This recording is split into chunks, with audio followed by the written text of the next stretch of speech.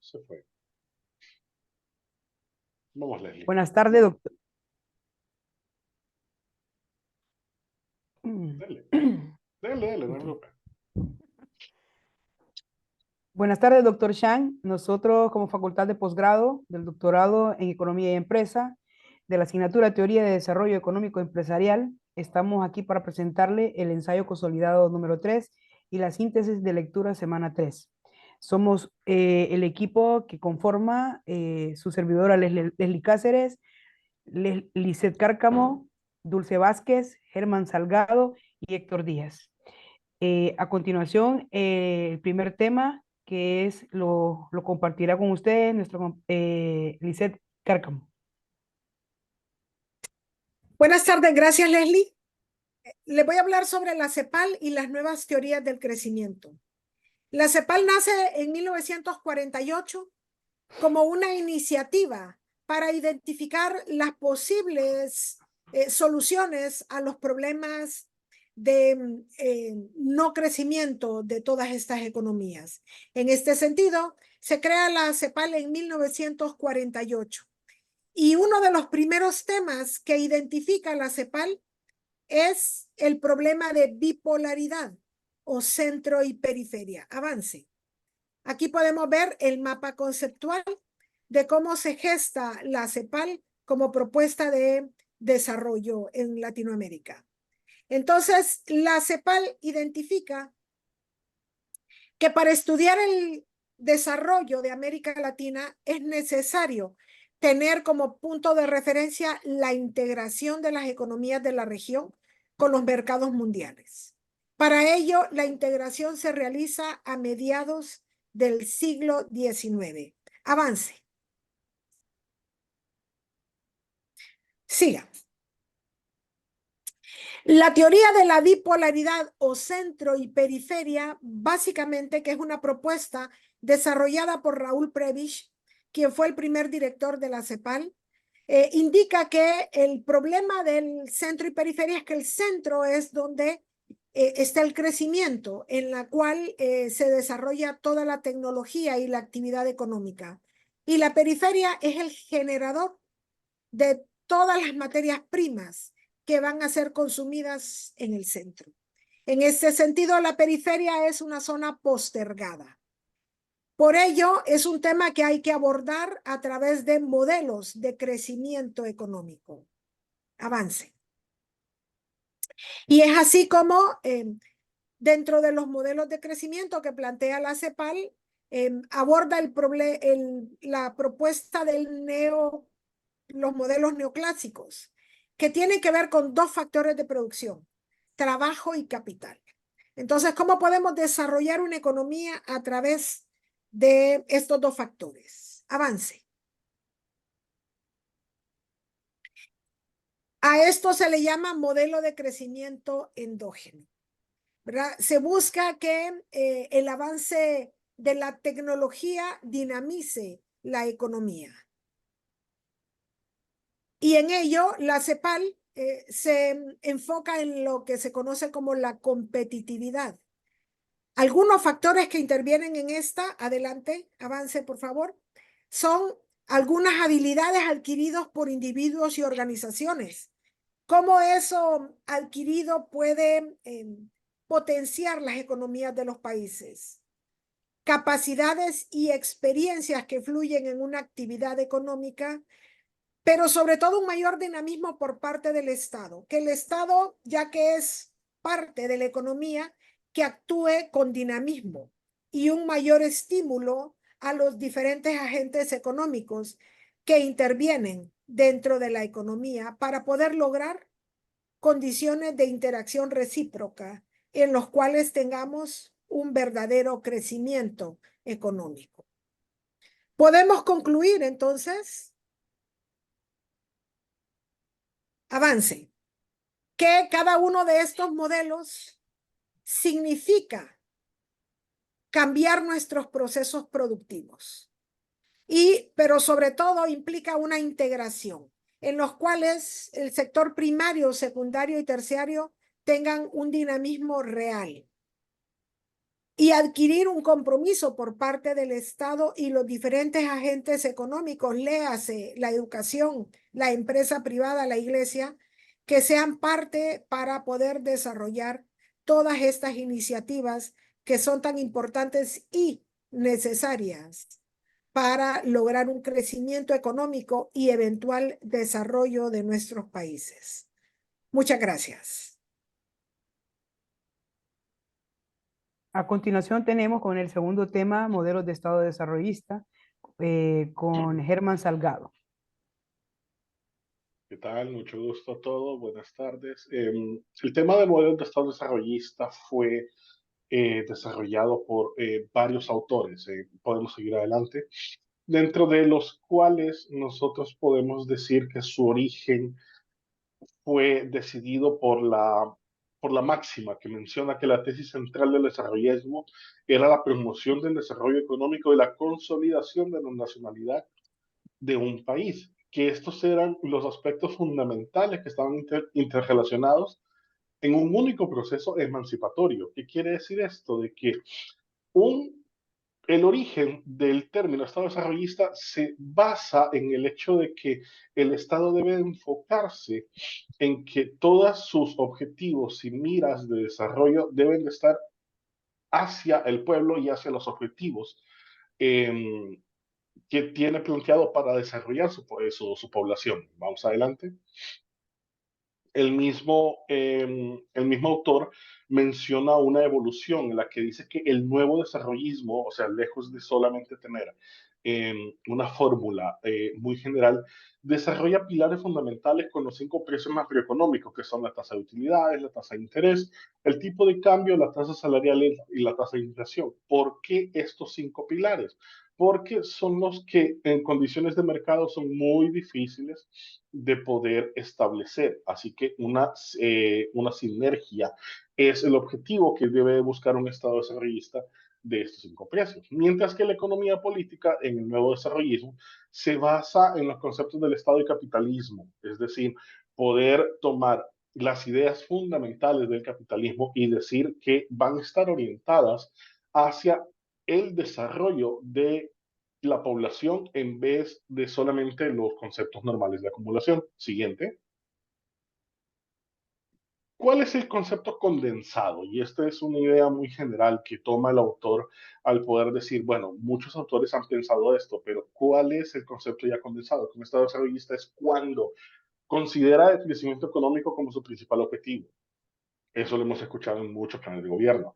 El gobierno interviene de forma moderada en el mercado mediante una planificación no competitiva, lo cuales también nos hemos escuchado en muchos planes de gobierno de algunos partidos, de algunos países, pero siempre la intervención del gobierno tiene sus...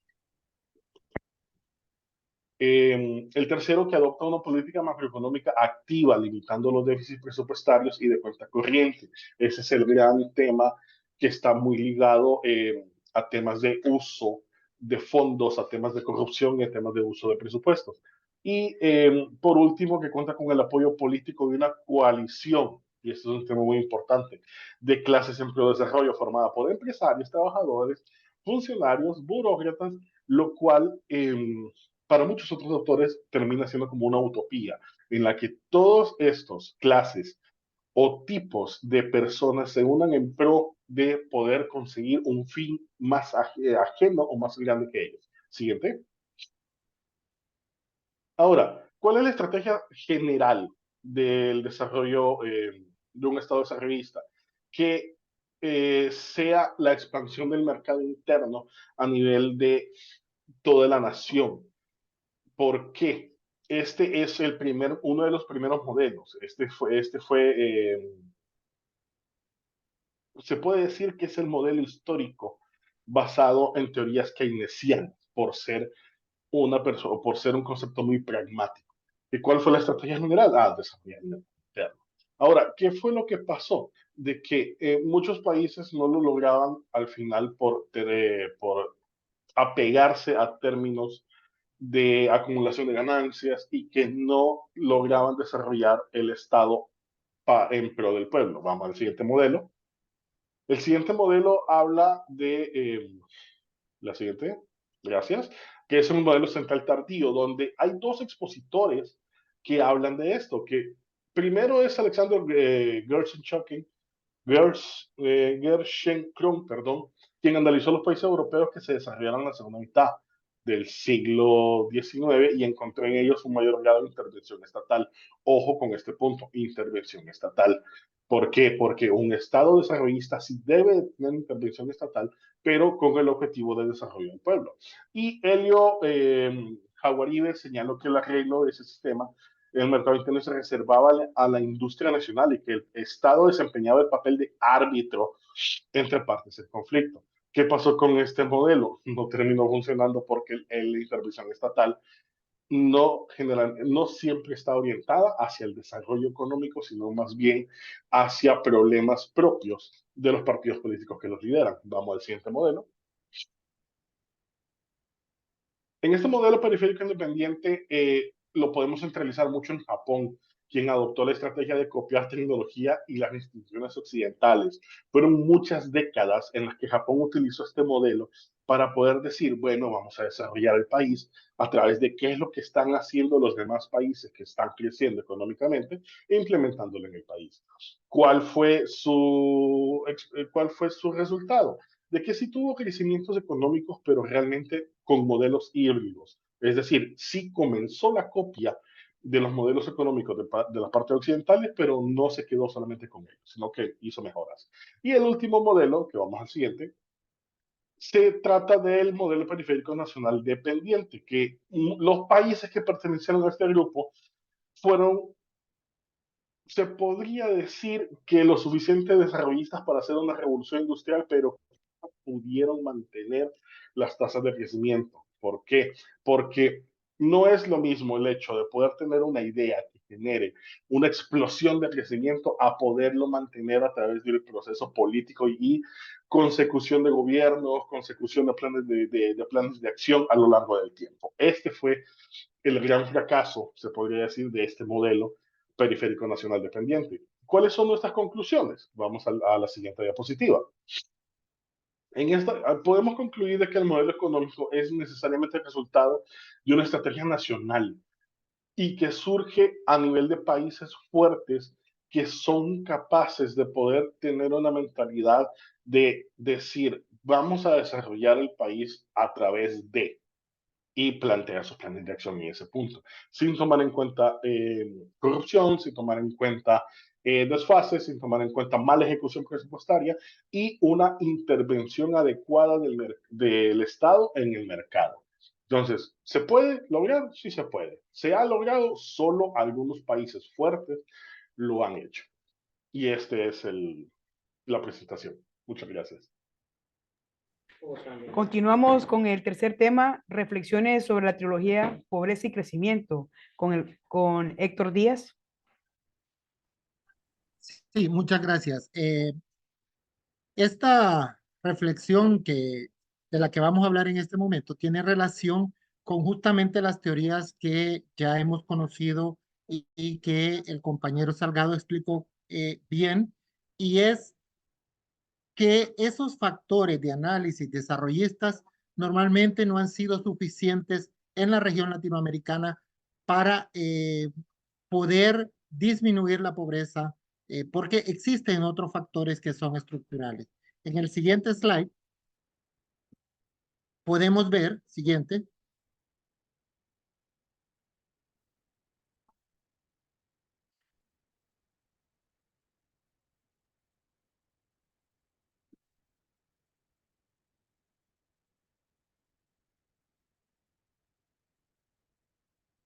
en el siguiente slide podemos ver algunos elementos centrales que son puntos de discusión y que las teorías desarrollistas no pueden explicar. Por ejemplo, que la desigualdad afecta negativamente el crecimiento de un país. Es decir, aun y cuando ese país tenga un PIB mucho más alto, si tiene grandes niveles de desigualdad, este país va a ser afectado negativamente, y esa afectación negativa se va a transmitir en disminuir incentivos para la producción nacional y volver a la economía una economía más importadora y que depende entonces de productos de origen extranjero. Este es el típico caso de Honduras, un país con mucha desigualdad en donde se importan muchos productos y por lo tanto el crecimiento económico, es decir, el aumento del PIB que hemos tenido, en realidad se va hacia otras economías que es donde estamos comprando nuestros productos e insumos. Además, esa desigualdad genera inestabilidad social. Esas inestabilidades sociales fueron muy recurrentes en la década de los 80, donde hubo muchos golpes de Estado, muchas transiciones no democráticas de los poderes, pero en países, digamos, como Honduras, e incluso lo estamos viendo con la actual crisis que sufrió Guatemala por hacer la transición del poder, eso se debe a inestabilidades generadas también por la desigualdad. Las políticas macroeconómicas tienen un efecto muy incierto sobre la pobreza y la equidad. Es decir, si bien estos países nuestros son estables macroeconómicamente, que eso es lo que busca el desarrollismo, que desde afuera se mire bien y que por lo tanto lleguen capitales, estos capitales se inviertan y generen crecimiento, lo que es cierto es que esa macroeconomía, esa situación macroeconómica no afecta de manera positiva a la disminución sistemática de la pobreza y la inequidad. Y además, diversos estudios han mostrado que el crecimiento sí ayuda a disminuir la pobreza, pero otros muestran que los procesos de liberalización económica y globalización tienen un efecto negativo en la distribución del ingreso. Es decir, que la ruta de liberalización de mercado, de entrar a los procesos de globalización, normalmente no tienen todos los efectos deseados que uno podría esperar sobre la liberación del ingreso. ¿Qué entonces, cuál es la alternativa o qué es lo que no estamos haciendo? En teoría, si todo económicamente funciona bien, ¿qué es la parte que falta? Falta inversión social. En la siguiente slide podemos ver que las conclusiones de este trabajo es que si bien nosotros no tenemos suficiente información de cómo medir la pobreza y la exclusión, sí sabemos que elementos de inversión social pudieran estar interfiriendo en la forma en la cual los países de América Latina reducen su pobreza y su desigualdad. Y esto también tiene que explicarse desde esa perspectiva, desde la perspectiva en la cual no todos los países de América Latina somos homogéneos. Los que tenemos oportunidad de ir a otros países en la región, nos damos cuenta que tal vez las rutas de desarrollo son muy parecidas, pero que al tener productos dominantes que controlan grandes porciones de mercados mundiales, hay países que se han podido desarrollar más rápidamente. Por ejemplo, Chile, con el cobre, por ejemplo, o países como México con su cercanía con Estados Unidos y que ha sabido aprovecharla para mandar muchas exportaciones que Estados Unidos requiere, han tenido niveles de desarrollo más altos. Y otros lo han hecho solo con protección social y con aumento en la protección social, como Costa Rica, que los pilares de su desarrollo son tres: salud, educación y seguridad social, y con eso han logrado avanzar. Además, por eso es que nuestros países deberían prestarle mucha más importancia a las variables institucionales, es decir, al capital social, que a las variables económicas que ya están o han sido revisadas sumamente y que tienen unos límites naturales bastante claros. Y encontrar una senda de causalidad entre las variables del bienestar social y el crecimiento y la pobreza no es una tarea fácil. Por eso es que muchos países cometen muchos hierros a la hora de querer generar causalidad en la reducción de la pobreza. Es decir, hacen aplicaciones tan simples como: si tengo más escuelas va a haber menos pobreza, si tengo más centros de salud va a haber menos pobreza, pero normalmente el proceso no es tan lineal, sino que tiene que irse madurando con el tiempo. Y además que esas políticas sociales destinadas a redistribuir la renta no siempre logran su cometido. Muchas veces lo que logran son bastante asistencia social que luego los países desde la macroeconomía y desde la economía no pueden afrontar porque se vuelven cargas económicas muy pesadas. Así que el punto central que discute este paper es que quizá debemos buscar nuevos equilibrios entre lo económico y la inversión social. Gracias.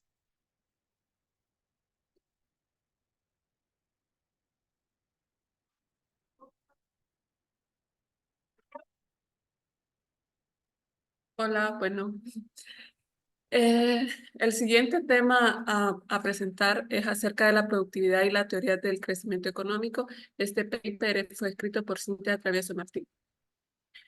De forma sencilla, una definición de teoría de crecimiento económico. Teoría de crecimiento económico puede ser el aumento de la renta o el valor de los bienes y servicios en una economía en un tiempo determinado. También es importante mencionar que los estudios sobre crecimiento económico están orientados en dos aspectos fundamentales. El número 1, aumentar la producción, y número 2, garantizar la sostenibilidad.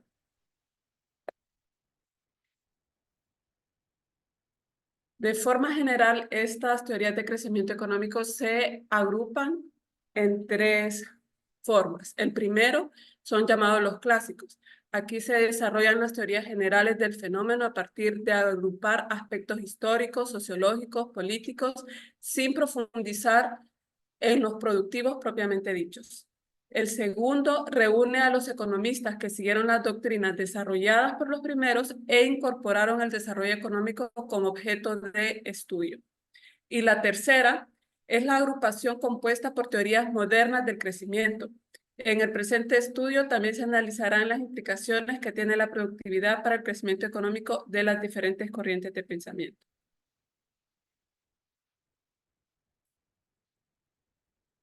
La productividad y las teorías del crecimiento. Tenemos como primer punto la teoría neoclásica del crecimiento económico. Se suele comenzar por el modelo de Solow-Swan. Este considera el iniciador de los intentos contemporáneos por medir el crecimiento económico y se basa fundamentalmente en los planteamientos de asignación de recursos del modelo de competencia perfecta. Con el punto número 2, el crecimiento endógeno, que también lo había mencionado Lisette en su presentación, y dando seguimiento a esto son unos estudios fundamentados en la evidencia empírica de los tigres asiáticos y en comprobar su notable desempeño, dado el comportamiento de las altas tasas de crecimiento apoyadas de manera sostenida en ganancias de productividad ininterrumpidas. Como tercer punto, el resurgir del modelo neoclásico. Aquí consiste en que los clásicos están criticando el segundo modelo, que es el modelo de crecimiento endógeno, en donde ellos indican que la teoría de crecimiento neoclásica sí funciona, solamente hay que hacerle algunos ajustes, entre ellos están considerar variables económicas y también considerar las políticas económicas de cada economía estudiada.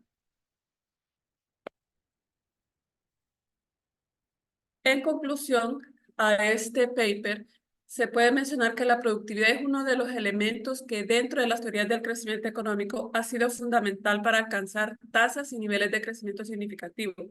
Por ello, esta se puede catalogar como una variable indispensable a tener en cuenta para el crecimiento económico. Como la segunda conclusión, podemos decir que la productividad aparece y es centro de atención sistemáticamente dentro de la teoría económica, ya que se utiliza para explicar los procesos económicos, especialmente los referidos al crecimiento de las naciones. Todos los autores revisados hasta el momento lo utilizan de algún modo para explicar el crecimiento. Esta ha sido la presentación. ¿Qué observaciones tienen? Pues, por el Yo tengo momento, una ahorita, como arreglar la presentación primero. Sí. Y sí, porque se mira así